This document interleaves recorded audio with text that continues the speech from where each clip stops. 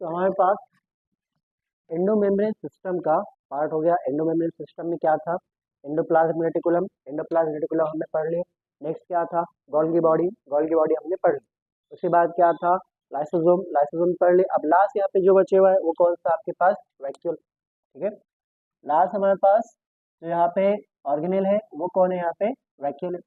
और वैक्यूल के बारे में पहला पॉइंट ये है कि वैक्यूल बाकी सारे ऑर्गेनेल्स की तरह कौन कौन से अभी तक हम पढ़े, ईआर, गोल्गी बॉडी और लाइसोसोम, इन सब की तरह कैसा है? Single membrane bound organelle. ठीक है, कैसा है ये आपके पास? Single membrane bound organelle. Single membrane, single membrane bound organelle जो है आपके पास कौन रहने वाला है? वैक्यूल रहने वाला है, सिंगल मेम्ब्रेन बाउंड ऑर्गेनेल। ठीक है, तो ये हमारे पास वैक्यूल होगा। अब यहाँ पे सिंगल मेम्ब्रेन बाउंड ऑर्गेनेल तो है, लेकिन ये आपके पास सिंगल मेम्ब्रेन इसलिए इंपॉर्टेंट है क्योंकि इसका नाम इसलिए लिखे हमने क्योंकि इस मेम्ब्रेन का नाम है, क्या नाम है इस मेम्ब्रेन का? टोनोप्लास्ट। क्या नाम है इसका? टोनोप्लास्ट। ठीक है, और टोनोप्लास्ट जो है आपके पास एक इंपॉर्टेंट मेम्ब्रेन है क्योंकि ये मेम्ब्रेन जो फ्लो कराता है अगेंस्ट द कॉन्सेंट्रेशन ग्रेडियंट। आपके पास फ्लो कैसे होता? लोअर टू हायर होता है, higher to lower, higher to lower होता। लेकिन ये मेम्ब्रेन आपके पास क्या करेंगे? फैसिलिटेट्स मूवमेंट, फैसिलिटेट्स, फैसिलिटेट्स, ठीक है, movement, facilitates movement from from low concentration to low concentration to high concentration, low concentration to high concentration. तो आप सबको मालूम यहाँ पे क्या लगने वाला है? यहाँ पे एटीपी लगने वाला है। बिना एटीपी के आप लोग ये फ्लो नहीं करा सकते। ठीक है, तो आपके पास vacuole single membrane bound organelle है। यहाँ पे सिंगल मेम्ब्रेन का नाम टोनोप्लास्ट है। टोनोप्लास्ट जो है क्या करेंगे? आपके पास जो वैक्यूल है, जो आपके पास क्या रहने वाला है? वैक्यूल रहने वाला है। इस वैक्यूल में लो कॉन्सेंट्रेशन से आपके पास लो कॉन्सेंट्रेशन से मूवमेंट करेंगे कहाँ पे? High concentration. ठीक है, लो कॉन्सेंट्रेशन से मूवमेंट करेंगे कहाँ पे? आपके पास हाई कॉन्सेंट्रेशन में, इसलिए मेम्ब्रेन आपके पास क्या है? इंपॉर्टेंट है। ठीक है, नेक्स्ट पॉइंट क्या है? तो जब हमने प्लांट सेल और एनिमल सेल, दो सेल एक दूसरे के आसपास बनाए थे, पैरेलली बनाए थे, तो हमने देखे थे कि जो प्लांट सेल था उसका न्यूक्लियस एकदम कॉर्नर में था। क्यों? क्योंकि जो मैक्सिमम स्पेस है वो किसने ऑक्युपाई करा था?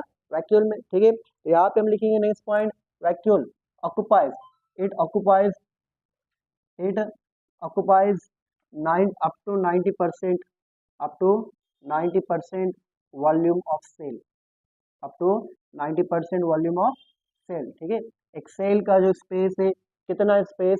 90% स्पेस एक सेल के अंदर कौन लेने वाला है? वैक्यूल लेने वाला।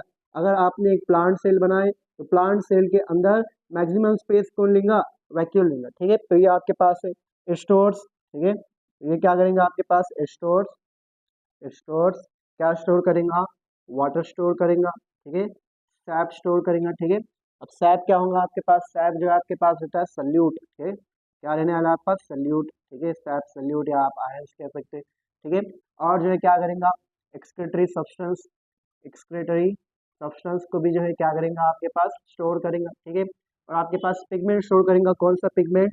एंथोसियानिन जो है स्टोर करेंगे, एंथोसियानिन। ठीक है, इस तरह एंड ठीक है, and substances, and substances not useful. ठीक है, हमने आपको क्या कहा था? वैक्यूल क्या है? मान लो कि जो है एक सेल की डस्टबिन, जो भी चीज सेल को जरूरत नहीं है उसको कहाँ स्टोर कर देंगे आप? वैक्यूल में कर देंगे। ठीक है, तो anthocyanin and substances not useful for cell, not useful for cell. ठीक है, नॉट यूजफुल फॉर सेल। ठीक है, ये आपके पास किसके पॉइंट्स हो गए? सारे वैक्यूल के पॉइंट हो गए कि vacuole single membrane bound organelle है। यहाँ पे मेम्ब्रेन का नाम क्या है? टोनोप्लास्ट है। टोनोप्लास्ट स्पेशल इसलिए है क्योंकि मूवमेंट अलाउ करता है lower concentration to higher concentration. आपके पास वैक्यूल 90% स्पेस ऑक्युपाई करता है सेल के अंदर, और स्टोर करेंगे water, sap, excretory substance, anthocyanin and substance that are not useful for cell. लिख लो रहते, ये जनरली आपके पास जो है कहाँ मिलेंगे? प्लांट सेल में मिलेंगे। कहाँ मिलने वाले? Plant cell. लेकिन प्लांट सेल को छोड़ के कुछ वैक्यूल्स रहते हैं जो प्लांट सेल्स के बाहर मिलते हैं, इस तरह नहीं रहने वाले। ये वैक्यूल जो हम पढ़ रहे हैं, ये वैक्यूल को अगर देखा जाए तो इसका रियल नेम जो है सेंट्रल वैक्यूल है। ठीक है, आपके पास दो तरह के वैक्यूल रहते हैं। एक वैक्यूल का नाम रहता है कॉन्ट्रैक्टाइल वैक्यूल। क्या नाम रहता है उसका? Contractile vacuole. तो हमारे पास एक वैक्यूल रहेगा जिसका नाम रहेगा कॉन्ट्रैक्टाइल वैक्यूल। क्या आप लोगों को याद है? हमने एक वैक्यूल पढ़े थे और क्या नाम था उसका? किसे याद आ रहा? और एक वैक्यूल पढ़े थे हमने, इसका नाम था क्या? Food vacuole. याद आ रहा आप लोगों को? फूड वैक्यूल पढ़े थे हमने, कहाँ पढ़े थे? एंडोसाइटोसिस के अंदर पढ़े थे। याद है? फैगोसोम को ही हमने क्या कहा था? फूड वैक्यूल कहा था। कॉन्ट्रैक्टाइल वैक्यूल जो है ये helps in excretion and osmoregulation. Excretion and osmoregulation. Osmoregulation मतलब वाटर बैलेंस, ठीक है। ऑस्मोरेगुलेशन मतलब क्या रहता? Water balance. तो आपके पास ये कहाँ पे होगा? कॉन्ट्रैक्टाइल वैक्यूल, ठीक है। ये आपके पास होगा अमीबा में। कहाँ पे होने वाला है? अमीबा, ठीक है। तो ये जो है आपके पास कहाँ पे रहने वाला है? अमीबा में। उसके बाद जो है फूड वैक्यूल, ये कहाँ पे प्रेजेंट रहेगा? फूड वैक्यूल क्या रहता है ये तो आप लोगों को मालूम। प्रेजेंट कहाँ रहेगा? प्रेजेंट इन सम प्रोटिस्ट, ठीक है। प्रोटिस्ट क्या रहता है आपके पास? प्रोटिस्ट मतलब वो सेल्स जो आपके पास यूकैरियोट है, और वो ऑर्गेनिज्म जो है कैसे? यूनिसेलुलर, ठीक है। अगर आपके पास एक ऑर्गेनिज्म जो है यूकैरियोटिक सेल का बने हुआ है और वो यूनिसेलुलर है, उसको आप क्या बोलते हैं? प्रोटिस्टा बोलते हैं, या इसको आप प्रोटिस्ट भी बोल सकते हैं, ठीक है। ये 2 पॉइंट लिख लो आप लोग, फिर हमारे पास नेक्स्ट टॉपिक है माइटोकॉन्ड्रिया। 10वीं में आप लोग कुछ ना कुछ पढ़ के नहीं आए होंगे, लेकिन इसके बारे में पढ़ के आए हो आप। कौन है आपके पास? माइटोकॉन्ड्रिया। माइटोकॉन्ड्रिया, ठीक है। माइटोकॉन्ड्रिया, हमारे पास जो ऑर्गेनेल पढ़ने वाले माइटोकॉन्ड्रिया, क्या बोलते हैं इसको आप लोग? Power house of cell. पढ़ के आ रहे हैं ना आप लोग? Power house of cell. अब माइटोकॉन्ड्रिया को अगर आपने माइक्रोस्कोप के अंदर देखे तो माइटोकॉन्ड्रिया आप लोग को दिख जाएगा, लेकिन माइक्रोस्कोप में दिखेगा, लेकिन कब? जब इसमें आप स्टेनिंग करेंगे। स्टेनिंग के बिना आपके पास माइटोकॉन्ड्रिया दिखने वाला है? नहीं दिखने वाला, ठीक है। तो पहला पॉइंट आप लोगों ने माइटोकॉन्ड्रिया का ये याद रखना कि visible under microscope, visible under microscope, microscope, ठीक है। Visible under microscope, but needs क्या लगने वाला है इसको? स्टेनिंग। आपको इसके ऊपर डाई डालना पड़ेगा, कलर डालना पड़ेगा, तभी आपको दिखेगा, ठीक है। तो कभी कभार पूछता है कि कौन सा कलर है, तो आप लोग याद रखना कि जो स्टेनिंग के लिए जो आप डाई इस्तेमाल करने वाले, डाई मतलब क्या रहता है? जो कलर इस्तेमाल करने वाले, उसका नाम है जेनस ग्रीन। क्या नाम है उसका? Janus green. तो ये जेनस ग्रीन जब कलर आप इस्तेमाल करेंगे, और तब जाके आपको जो है माइटोकॉन्ड्रिया कहाँ दिखने वाला है? माइक्रोस्कोप के अंदर। तो mitochondria is visible under microscope but it needs staining, ठीक है। अब यहाँ पे हम क्या करेंगे? माइटोकॉन्ड्रिया के बारे में देखेंगे कि माइटोकॉन्ड्रिया का जो है माइटोकॉन्ड्रिया का फॉर एग्जांपल नंबर कितना होता है? माइटोकॉन्ड्रिया का नंबर कितना होता है? कि एक सेल के अंदर माइटोकॉन्ड्रिया का नंबर क्या होगा? तो क्या लगता है आप लोग, क्या होगा माइटोकॉन्ड्रिया का नंबर? ठीक है। तो माइटोकॉन्ड्रिया का काम क्या है? माइटोकॉन्ड्रिया का काम है एनर्जी प्रोवाइड करना, बराबर है। तो माइटोकॉन्ड्रिया का नंबर डिपेंड करता है सेल के ऊपर। हमारे बॉडी में कुछ सेल्स ऐसे हैं जिनको एनर्जी की रिक्वायरमेंट बहुत ज़्यादा है, जैसे हमारे मसल सेल्स है, बहुत ज़्यादा एनर्जी लगती है। हमारे बॉडी में कुछ सेल्स ऐसे हैं जिनकी एनर्जी रिक्वायरमेंट बहुत ही कम है, जैसे आरबीसी हो गए, ठीक है। तो मसल के अंदर बहुत सारे माइटोकॉन्ड्रिया, मेनी माइटोकॉन्ड्रिया, और आरबीसी के अंदर 0 माइटोकॉन्ड्रिया। आरबीसी के अंदर कितना है? 0 माइटोकॉन्ड्रिया। तो इसका मतलब जो नंबर है वेरी करेगा। वेरी करेगा मतलब डिपेंड करेगा, किसके ऊपर डिपेंड करेगा? सेल के एक्टिविटी के ऊपर। Depends on physiological activity, physiological activity of cell. Depends on physiological activity, किसकी? Activity of cell. सेल की फिजियोलॉजिकल एक्टिविटी के ऊपर डिपेंड करेगा। कि एग्जाम्पल हमारे पास है स्केलेटल मसल। हमारे पास क्या है? स्केलेटल मसल है। स्केलेटल मसल के अंदर जो आपके पास माइटोकॉन्ड्रिया है, इनका नंबर कैसा है? बहुत ज़्यादा है। तो यहाँ पे हम क्या लिखेंगे? Many mitochondria. यहाँ पे क्या रहने वाले? बहुत ज़्यादा माइटोकॉन्ड्रिया रहने वाले, इसलिए हमने क्या लिख लिए? Many mitochondria. लेकिन अगर हमने लिखे RBC, red blood cell, red blood corpuscle, ठीक है। यहाँ पे अगर देखिए माइटोकॉन्ड्रिया का नंबर क्या है, तो यहाँ पे क्या है? 0। या आप कह सकते हैं कि माइटोकॉन्ड्रिया यहाँ पे क्या है? एब्सेंट है। क्यों? क्योंकि ये सेल बहुत ज्यादा काम करता, बहुत ज्यादा काम करता, बहुत ज्यादा एनर्जी लगेगी, और एनर्जी के लिए यहाँ पे क्या होगा? माइटोकॉन्ड्रिया। आरबीसी जनरली कुछ काम नहीं करता। आरबीसी का काम क्या है? आरबीसी का काम है ऑक्सीजन को कैरी करना। ऑक्सीजन ये खुद अपने अंदर ले जाता, हीमोग्लोबिन खुद उसके अंदर ऑक्सीजन ले लेगा। अब उसका काम क्या है? ब्लड में सिर्फ रहना। ब्लड उसको जहाँ लेके जा रहा वो वहाँ चले जा रहा। ब्लड उसको हार्ट के दूर लेके जा रहा तो हार्ट के दूर जा रहा, हार्ट के पास लेके आ रहा तो हार्ट के पास आ रहा। तो आरबीसी को यहाँ पे एनर्जी लग रही है? एनर्जी नहीं लग रही। इसकी वजह से जो माइटोकॉन्ड्रिया का नंबर है आरबीसी के अंदर कैसा रहता? 0 रहता, ठीक है। उसके बाद अगर हम बात करें साइज, अगर हम बात करें किसके? साइज की, माइटोकॉन्ड्रिया के अगर हम साइज के बारे में बात करें तो साइज में आप लोगों को दो पैरामीटर दिखते हैं, एक रहेगा माइटोकॉन्ड्रिया की लेंथ, एक क्या रहेगा माइटोकॉन्ड्रिया की लेंथ, और दूसरा जो है आपके पास रहेगा माइटोकॉन्ड्रिया का डायमीटर, क्या रहने वाला है, डायमीटर। ठीक है, माइटोकॉन्ड्रिया की लेंथ रहने वाली और दूसरा क्या रहने वाला है, डायमीटर। तो लेंथ कितना होंगे माइटोकॉन्ड्रिया की, ठीक है, लेंथ देखा जाए तो माइटोकॉन्ड्रिया की आपके पास रहेंगी 1 से लेके 4.1 माइक्रोमीटर। यहाँ पे देखा तो ये कितना रहेगा आपके पास 0.2 से लेके 1 माइक्रोमीटर, लेकिन अगर एवरेज देखे तो एवरेज आपके पास 0.5 माइक्रोमीटर है। समझ में आ रहा, माइटोकॉन्ड्रिया का लेंथ, माइटोकॉन्ड्रिया की डायमीटर। लेंथ कितनी होंगी 1 से लेके 4.1 माइक्रोमीटर, डायमीटर कितना होगा 0.2 से 1 माइक्रोमीटर, एवरेज कितना होगा। फिर से देखें यहाँ पे हमको जो है नंबर मालूम नहीं, यहाँ पे भी जो आपके पास लेंथ और डायमीटर ये भी आप क्या कर रहे हैं, एक रेंज बता रहे हैं, क्या बता रहे हैं आप, रेंज। ठीक है, उसके बाद जो है आपके पास क्या रहेगा, उसके बाद आपके पास रहेगा शेप, क्या रहने वाला आपके पास, शेप। ठीक है, तो यहाँ पे क्या हो जाएगा, शेप हो जाएगा। ठीक है, साइज, नंबर और शेप। शेप में क्या होगा, शेप में होगा आपके पास इट वेरीज, ठीक है, शेप वेरीज होगा, लेकिन जनरली आपके पास ये क्या रहेगा, सिलेंड्रिकल रहेगा, जनरली क्या रहेगा, सिलेंड्रिकल, या आप क्या बोल सकते हैं, और सॉसेज, और क्या रहेगा आपके पास, सॉसेज जो है शेप रहने वाला है इसका। ठीक है, जनरली सिलेंड्रिकल या सॉसेज शेप रहने वाला है। कैसा, कि आपके पास ये माइटोकॉन्ड्रिया है, ठीक है, ये आपके पास क्या हो गया, माइटोकॉन्ड्रिया, दिख रहा है आप लोगों को कौन से शेप का है, सॉसेज शेप का है। ठीक है, इस माइटोकॉन्ड्रिया में जो है आपके पास इसकी लेंथ है, ये इसकी लेंथ हो गई, कितनी हो गई इसकी लेंथ, बोलो कितना हो गया आपसे, 1 से लेके 4.1 माइक्रोमीटर हो गया। ये इसका क्या हो गया यहाँ पे, डायमीटर हो गया, थिकनेस कह सकते हैं आप, ये कितना हो गया आपके पास 0.2 से लेके 1 माइक्रोमीटर हो गया। ठीक है, समझ में आ रहा, तो यहाँ पे हम ये कह सकते हैं कि यहाँ पे हम ये पॉइंट कह सकते हैं, यहाँ पे हम ये पॉइंट कह सकते हैं कि size, shape and number, size shape and number varies.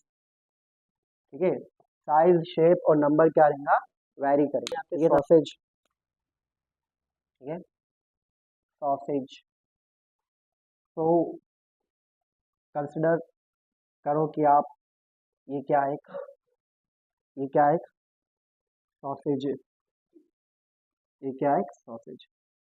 ठीक है, कंसिडर कर लो कि ये आपके पास क्या है, सॉसेज।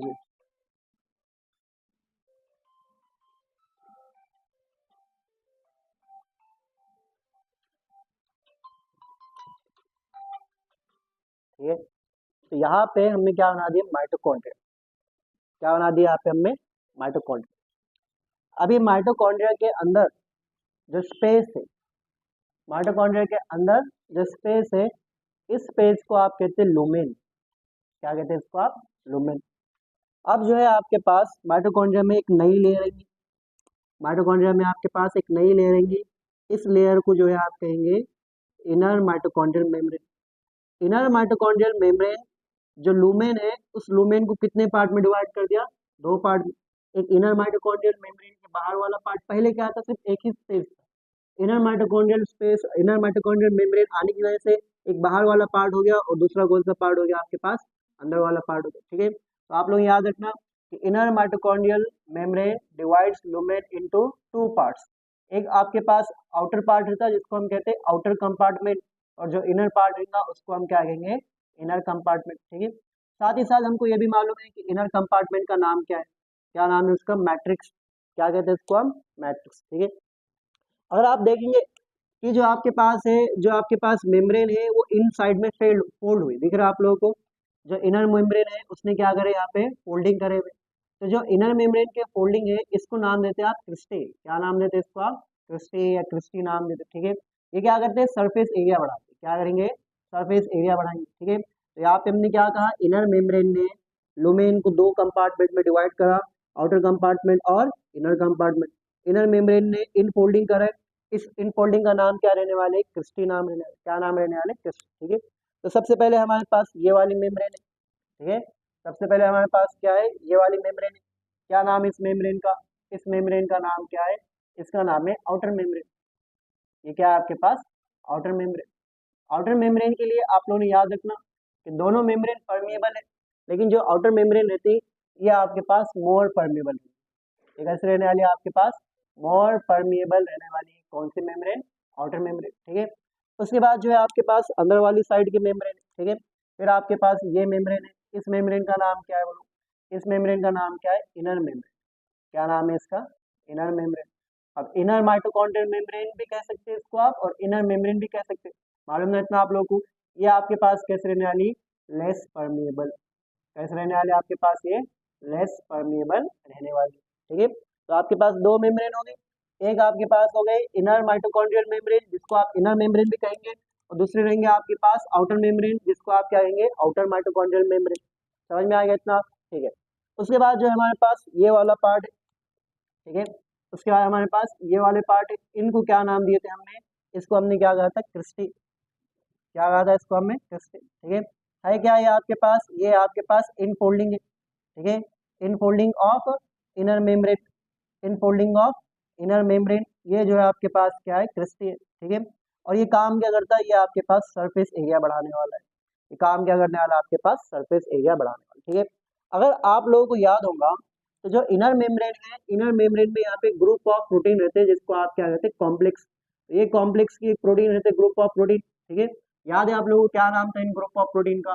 यहाँ पे आपके पास क्या कर रहे थे? एटीएस, इलेक्ट्रॉन ट्रांसपोर्ट सिस्टम या इलेक्ट्रॉन ट्रांसपोर्ट चेन, रेस्पिरेशन में पढ़े थे हमने, याद है ना? ठीक है।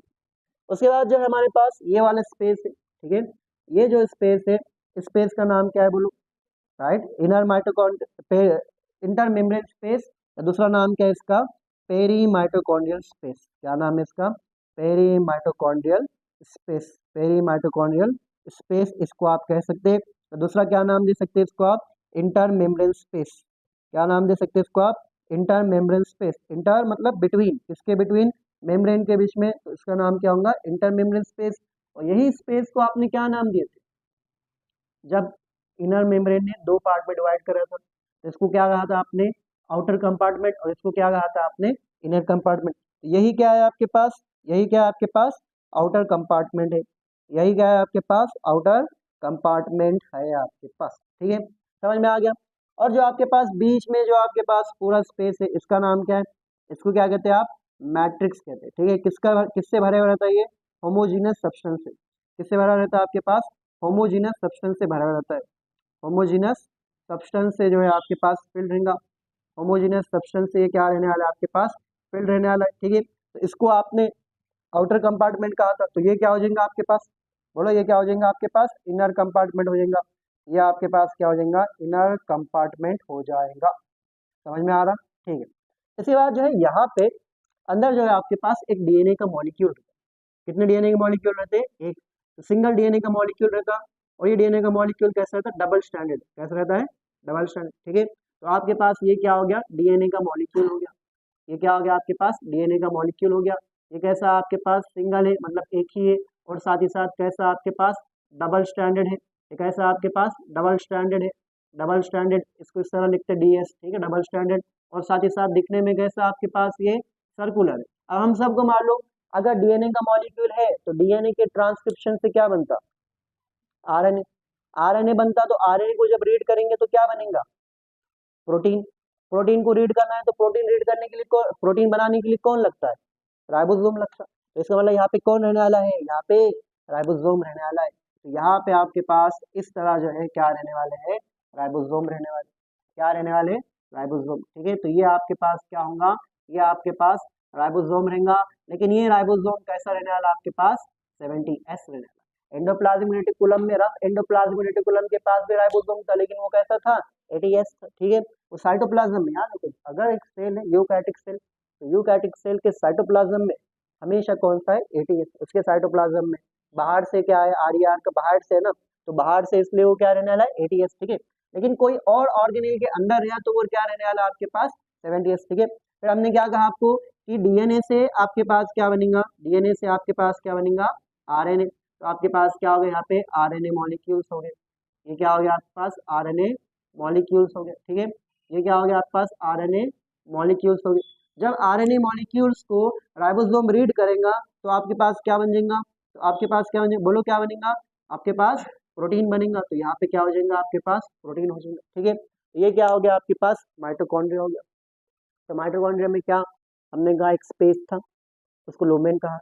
फिर हमने इनर माइटोकॉन्ड्रियल मेम्ब्रेन बनाया। इनर माइटोकॉन्ड्रियल मेम्ब्रेन में लुमेन को दो पार्ट में डिवाइड करा, आउटर पार्ट को आउटर कंपार्टमेंट का, इनर पार्ट को इनर कंपार्टमेंट का। बाद में हम सबको मालूम आउटर कंपार्टमेंट कौन है, peri mitochondrial space, inner compartment कौन है, मैट्रिक्स, जो किससे फील्ड है, होमोजीनियस सब्सटेंस से जो है क्या रहने वाला है, फील्ड रहने वाला है। ठीक है, जो आपके पास इनर मेम्ब्रेन है उसके इन फोल्डिंग को आप क्या कहेंगे, क्रिस्टे कहेंगे। क्या काम करता हो, सरफेस एरिया बढ़ाता है। इनर मेम्ब्रेन के ऊपर ही ग्रुप ऑफ प्रोटीन है, कॉम्प्लेक्सेस ऑफ प्रोटीन है, जिसको आप क्या कहते हैं, एटीएस कहते हैं, इलेक्ट्रॉन ट्रांसपोर्ट सिस्टम। माइटोकॉन्ड्रिया के अंदर राइबोसोम है, जो कौन से रहने वाले, 70s। माइटोकॉन्ड्रिया के अंदर डीएनए है, डीएनए है तो डीएनए से आरएनए बनेगा, आरएनए को रीड करेंगे तो प्रोटीन बनेगा। याद रखो, अगर कोई भी ऑर्गेनिल, कोई भी सेल के अंदर अगर आपने डीएनए देखा तो आप लोग ये मालूम है वहां पे क्या रहने वाला है, आरएनए। आप लोग ये मालूम आरएनए से क्या बनेगा, प्रोटीन। आप लोग ये मालूम आरएनए को रीड करने के लिए क्या लगने वाला है, राइबोसोम। इसमें जो है पहला पॉइंट आप लोगों ने याद रखना, जो आपके पास inner mitochondrial membrane, inner mitochondrial membrane हमारे पास है, इनर माइटोकॉन्ड्रियल मेम्ब्रेन बराबर है, इनर माइटोकॉन्ड्रियल मेम्ब्रेन। ठीक है, इसने क्या करा, divides divides divides lumen divides lumen into two aqueous compartment, divide lumen into two aqueous compartment. ठीक है, divide lumen into two aqueous compartment. कौन से कंपार्टमेंट है, क्या नाम दिए थे हमने उनको, बोलो, इनर एंड आउटर कंपार्टमेंट। एक कंपार्टमेंट का नाम क्या था, इनर कंपार्टमेंट। एक कंपार्टमेंट का नाम क्या था, इनर कंपार्टमेंट, और दूसरे कंपार्टमेंट का नाम क्या था, आउटर कंपार्टमेंट।